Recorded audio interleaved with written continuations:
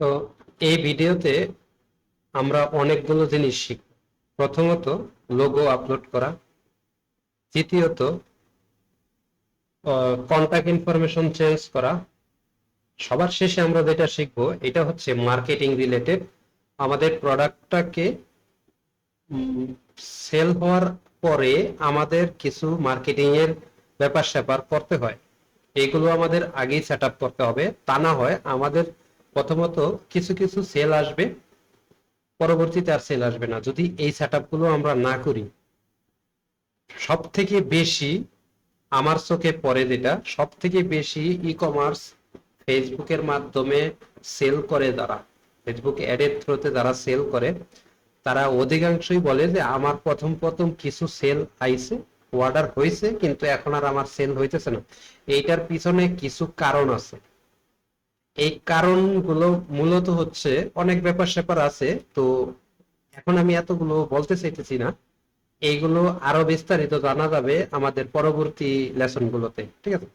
তো এই লেসনের কাজ হচ্ছে, এই ভিডিওর কাজ, এই টপিকের মধ্যে আপনি যা পাবেন এটা হচ্ছে লোগো চেঞ্জ করা, কন্টাক্ট ইনফরমেশন চেঞ্জ করা, মার্কেটিং রিলেটেড বাকি জিনিসগুলো থিওরিক্যাল বোঝা। ওকে, তো চলেন শুরু করি। প্রথমত যে জিনিসটা আমার লাগবে এটা হচ্ছে লোগো। লোগোটা চেঞ্জ করতে গেলে আমাদের ওয়েবসাইটে যাইতে হবে। ওয়েবসাইটে মানে ড্যাশবোর্ডে এইখান থেকে এই যে এখানে অ্যাডমিন লগ ইন করবেন। লগ ইন করার পরে হোম সেকশনে নিচে দেখেন এই যে লোগো আপলোডের একটা অপশন আছে। এইখানে আইসা আপনি আপনার যে লোগোটা আছে, লোগোটা কিভাবে বানাইতে হয় এই জিনিসটা আপনার যদি না জানা থাকে তাহলে এইটা মনে হয় অনলাইন বিজনেস আপনার জন্য একটু কঠিন হয়ে যাবে। তারপরেও লোগো ব্যাপারে যদি আপনার কোনো হেল্প প্রয়োজন হয় তাহলে আমাদের সাপোর্ট টিমের কাছে নক দিবেন, তারা আপনার জন্য ব্যবস্থা নেবে। তবে সব থেকে ভালো হয় আপনার লোগো বানানো শিখে নেওয়া। লোগো বানানো শেখানো হবে এই সিরিজের ভিতরেই, আমরা লোগো বানানো শিখাবো। তো এই জিনিসটা আপনাদের শিখতে হবে, আমি একটু লিখে রাখি।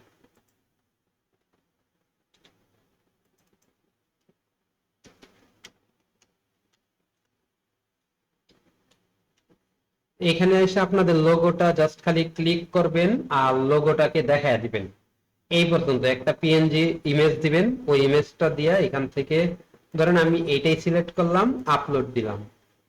আপলোড হয় নাই, কিন্তু এটা দেওয়ার পরে আমার এখানে যেহেতু আমি একটা সুন্দর লোগো অলরেডি আপলোড করে রাখছি, এখন যদি আপলোড লোগোর মধ্যে দেই তাহলে আপলোড হওয়া শুরু হবে। আপলোড হওয়ার পরে কি হবে, আপলোড হওয়ার পরে প্রথমত আমার এই জায়গায় যে লোগোটা আছে এই লোগোটা পরিবর্তন হয়ে যাবে। লোগোটা পরিবর্তন হবে, প্লাস আপনার যে বেস ডোমেন আছে, আপনি ধরেন এই ডোমেনটা আপনি সেট আপ করছেন আপনার অ্যাপ্লিকেশনে। এই যে এইখানে দেখেন একটা লোগো আর এইখানে দেখেন আরেকটা লোগো। আপনি যখন আপলোড করবেন যে লোগোটা, তখন এইখানে আপনার সেই লোগোটা আসবে, এতে আপনার ব্র্যান্ডিং তৈরি হবে। এখন আসি এই যে কন্টাক্ট ইনফরমেশনের মধ্যে যে ফোন নাম্বারটা, তারপরে অ্যাড্রেসটা, এই কন্টাক্ট ইমেলটা, এই যে কন্টাক্ট মেলটা যে বিজনেস মেল যেটাকে বলা হয়, এই বিজনেস মেলটা কিভাবে সেট আপ করবেন।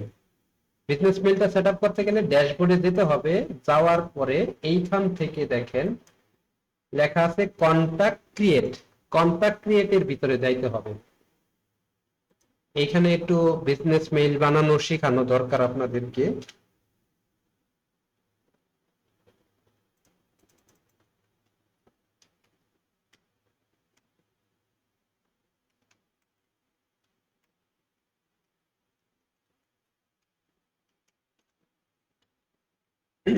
তো এই যে এখানে আইসা যে নাম্বারটা আছে এই নাম্বারটা জাস্ট খালি পরিবর্তন করে দিবেন। মানে এখানে কিছু থাকবে না, ডিফল্টে কিছু নাও থাকতে পারে অথবা খালিও থাকতে পারে। এইখানে নাম্বারটা আপনার নাম্বারটা বসায় দিবেন, মানে আপনার ব্যবসার নাম্বারটা। এরপরে আপনার ব্যবসার যে লোকেশন আছে লোকেশনটা বসায় দিবেন। এইখানে আপনার ব্যবসার ইমেল অ্যাড্রেসটা দিবেন।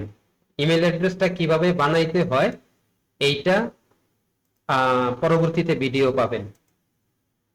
এখন দেওয়ার পরে সাবমিট দিলে আপডেট হয়ে যাবে। যদি কোনো রকম ইরর দেখা দেয় যে হ্যাঁ আপনি সাবমিট করলেন আপডেট হইলো না, অন্য কোনো ইরর দেখা দিতেছে, তখন আপনি আমাদের সাপোর্ট টিমে নক দিবেন যে দেখেন আমার এই আপলোড করার মধ্যে এই সমস্যা।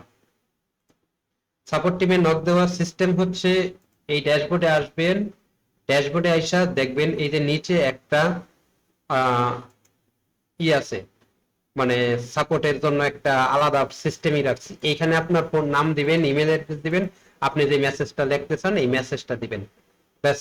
দেওয়ার পরে সাবমিট করুন বাটনে ক্লিক করলে সাবমিট হয়ে যাবে। আশা করি বুঝতে পারছেন।